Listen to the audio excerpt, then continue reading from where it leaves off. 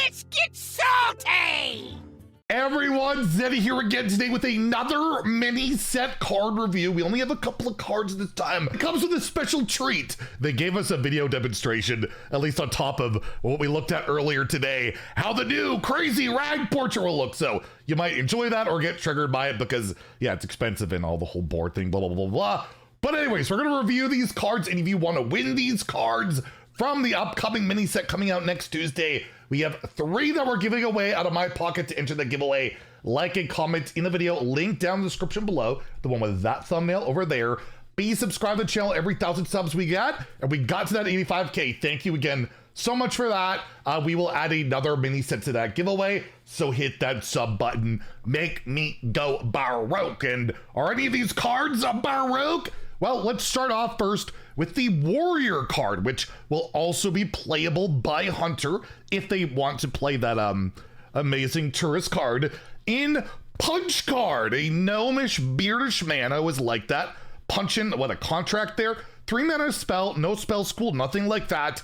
You give your hero +3 attack, and this also damages adjacent minions this turn. So basically, when are we going to get the cleave keyword, by the way? I got to look through at some point and take a look at the collection. How many cards have used this adjacent minions thing? Because at some point, we got elusive, where's our cleave? But yeah, effectively a cleave effect where you can hit up to 3 minions with this. You have some synergies with like weapons where you can boost that up and deal even more damage to a bunch of minions. You can just use this offensively. Go face, and kind of reminds me of, like, you could do some crazy stuff, I guess, with like Odin, where you get a bunch of armor and then put Punch Card in there and kill giant minions. But I mean, who plays Odin to do that when you can just, you know, hit them in the face? Yeah, 3 mana +3 attack is not amazing. That's more like a 1 mana style effect. We saw that with I can't remember what the card was called.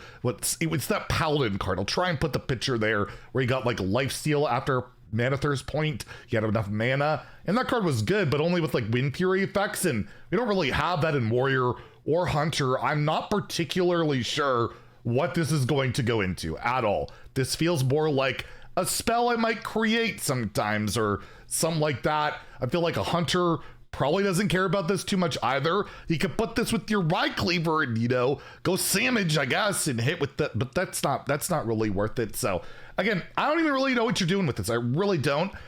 You can't give it to a minion. It's just got to be your hero. You're frozen, that's bad. And you really only get the upside if you're killing minions. And again, how much does the board matter enough that I want to cleave minions with my hero? It doesn't come up a lot, especially, remember with like the Ignis weapon, that was part of the effects, right? And Ignis is in standard, by the way. It just doesn't see a lot of play anymore. Power creep's not a thing. Anyways, yeah, you just rarely wanted to pick that even. So I'm giving this a 2 out of 5 in standard. Probably like a 1 in Wild. I have no idea what you would play this in Wild, although Mark will probably come up with a combo because that's what Mark always does. But yeah, overall, a pretty interesting card. One weird one for Hunter to get too, right? For Hunter to have that kind of effect. Although they have the Hound, right? They got the Lifesteal Cleave. There's another one, right? So yeah, I don't think it's that impressive of a card, but who knows? Maybe it catches me surprise and punches me right in the face. And yeah, our last card here, which was like half spoiled by the Hearthstone Twitter, they had half of this image, another one of these flipping spells. So we have the Ice Crown Brochure for Shaman, which is really good. You get 1 spell school out of this at least, where you deal 3 damage to a minion and freeze its neighbors. Similar to like Avalanche back in the day, it was 4 mana that dealt 6 and froze 1. This freezes 2 and deals 3. It's like the inverse of it. However, like it says, it flips each turn. So the next turn, you might get the Black Rock Brochure. So again, throwback to a lot of these cool expansions, which is a fire spell. So really, again, will be nice for Death Knight and Shaman to have this to hit up your Razzle Dazzle with maybe a fire or a frost spell with deal 3 damage to a minion and 1 to its neighbors. Is a decent effect. I think that's like a Hunter card in Wild. I don't know if they buffed it to deal 2 or it's still at 3, but this is like a Hunter card in Wild. So throwback or like copying 2 other cards. But yes, we have footage of how this will look if the new $60 Ragnaros portrait would play these cards. And well, let's take a look.